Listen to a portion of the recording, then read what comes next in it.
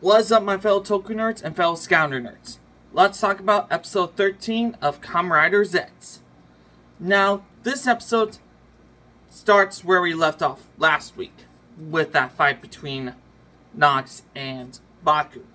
Well, it actually kind of continues in a way, because in this episode, Nox wipes out the entire capsims, like, completely erases them.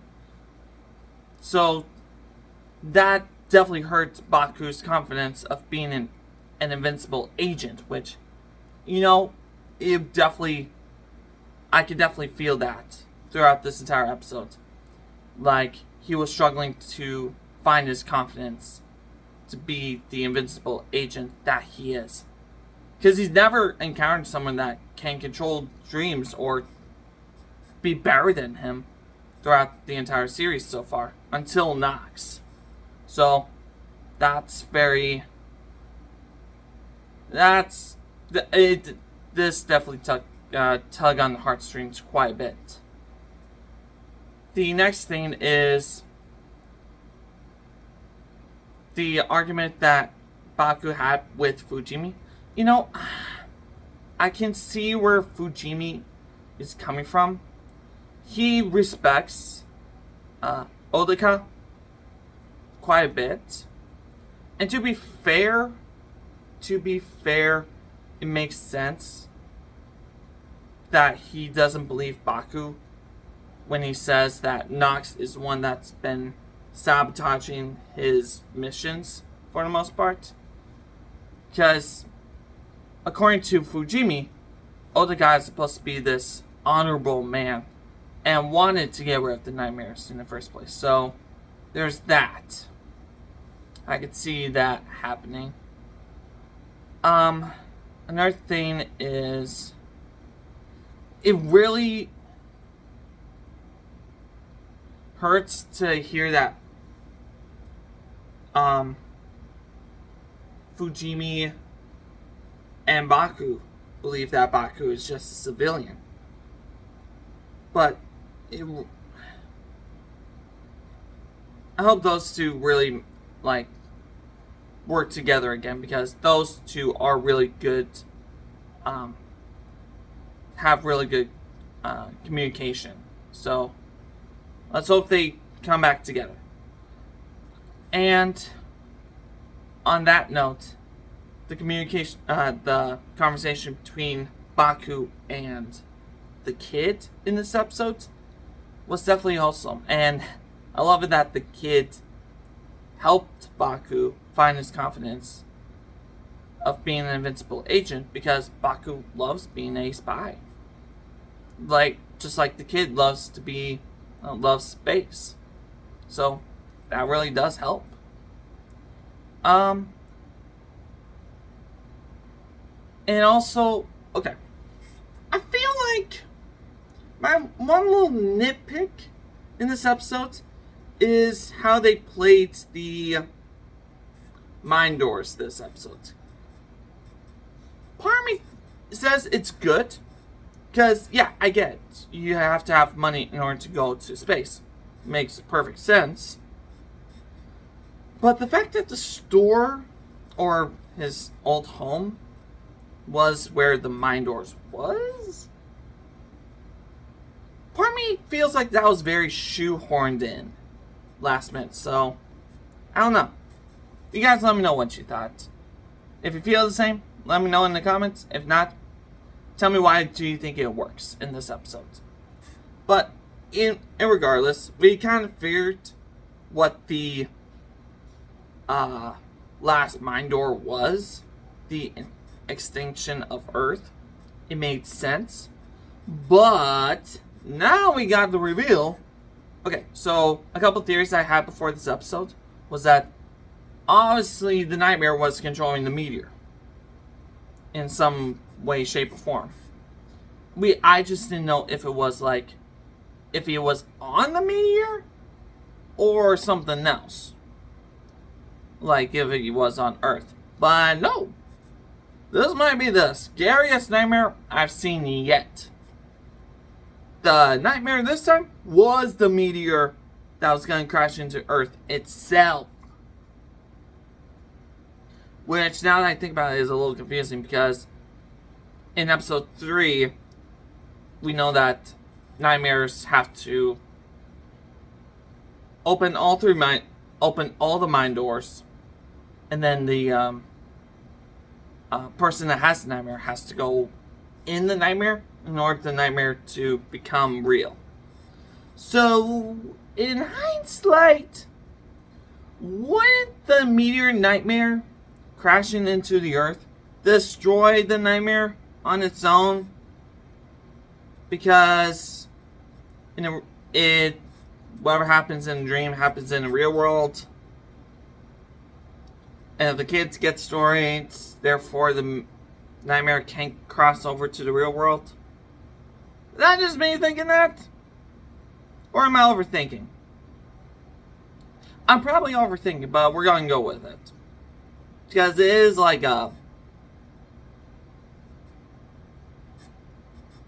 You let me know what you think.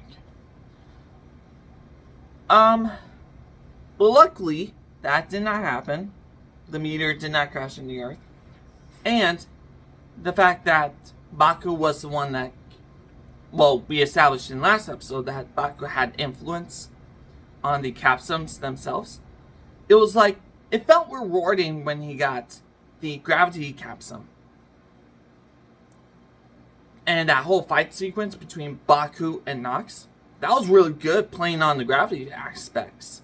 They've ever mentioned how the abilities work, but I'm just going to assume that gravity is able to just change the gravity of certain things, like make things heavier, make things lighter. You know, that it makes sense in that regard, and that's how I saw it. But it never really got fully explained, but, you know, it is what it is. Gravity is a good power, so I'll take that as a win. And then, a couple things to know about this, the last bits of the episode, was that Baku got sucked into the black hole that he created. I use that quote with quotation marks because I think it was just an after effect of doing the banish on the meteor nightmare, but moving on.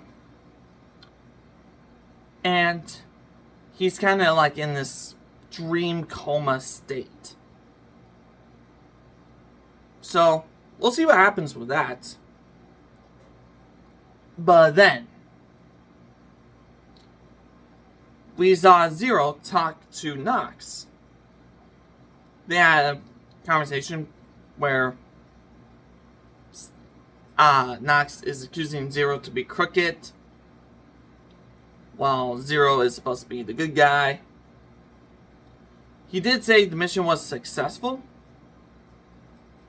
but he did feel like I don't know if it's just me, but I did feel the worry that he was worried for Baku, so there's that. Also, I did like that he did use the sword.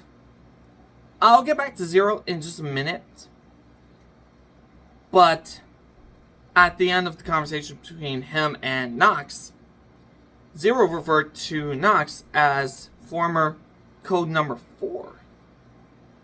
So, Nox is number 4, Baku is number 7, who's 5 and 6? I'm assuming those are going to be, like, future riders in the show.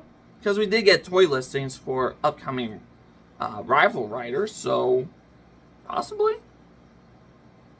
Also, if Nox is number 4, then who's 1, 2, and 3?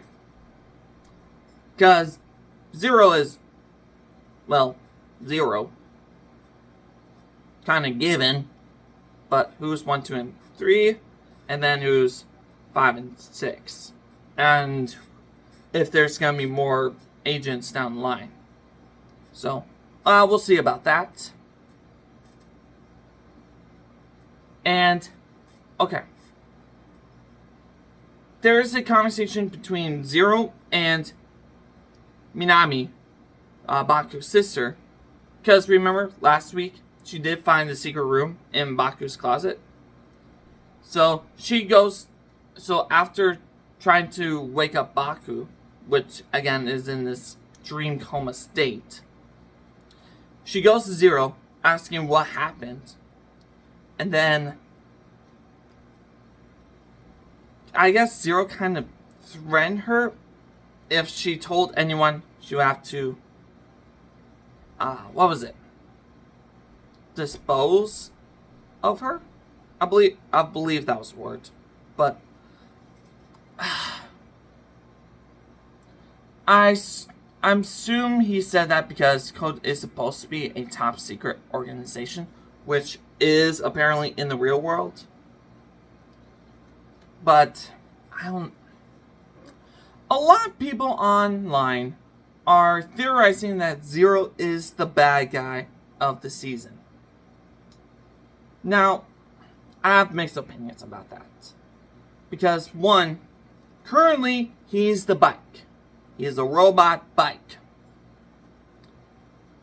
If there was a bad guy in the series, why would the creators make the bad guy the bike instead of doing like another character? Because one, in the name Kamen Rider, he is supposed to ride a bike. It makes sense. Granted, the more recent season we haven't seen a whole lot of bike action, but from what I heard, we were supposed to get more bike action in the season. But why make the bike the bad guy? It doesn't make sense in my brain. I mean, I can believe that whoever is controlling the robots, it could be the bad guy, but I don't think the bike itself will be used as the bad guy itself, because that wouldn't make sense. It'll be interesting if it does happen. I'm not gonna lie. But it just wouldn't make sense because a Kamen Rider has to have a bike. Because it's in the name Rider. And the bike's supposed to be an homage to the original Kamen Rider, which, again, rides a bike. It just doesn't make sense to have the bike as the bad guy. So, there's that. So, that's pretty much all I have to say about this episode. And my overall thoughts is this really tugged on the heartstrings to where you could feel Baku's frustration and disappointment. But at the same time, you're able to, at the end of the episode, feel like, let's go. This is freaking awesome. He's got his confidence back. So, overall, I like this episode. And if you guys have not watched it, please check it out. Otherwise, you can check out the whole entire playlist that I have on my channel that I cover every single episode. And until next time, take care.